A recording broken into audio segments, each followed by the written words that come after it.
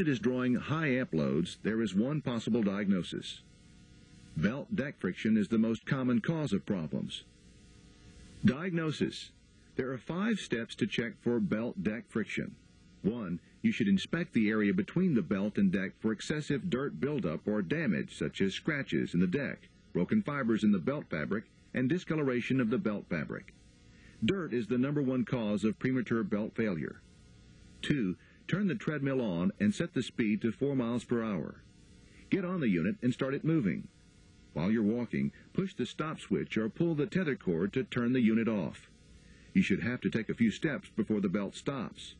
If it stops suddenly, it is probably a high friction problem. Replace the belt deck. Another way to test for high friction is to try dead walking the treadmill. To do this, leave the unit at 0% incline and leave it turned off. Get on the belt as if you were going to walk or run on the unit. Try to propel the belt under your own power. If it is difficult to get the belt to move, then there's probably a friction problem. You need to inspect the belt and deck area for wear or buildup of dirt and wax. 3. An amp meter may be required to diagnose a failure due to high belt and deck friction. Most PWM-powered units will draw about 4 to 6 amps AC at 4 miles per hour with a 200-pound user. The deck should be smooth and slick. Remember, more wax is not better.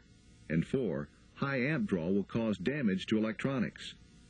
Installing new electronics will not correct a high friction problem. The high friction needs to be corrected prior to installation of new electronics. Excessive friction can also cause a motor to stall or sound labored. When measuring amp draw, always measure amp draw with a load and without a load. Cinta.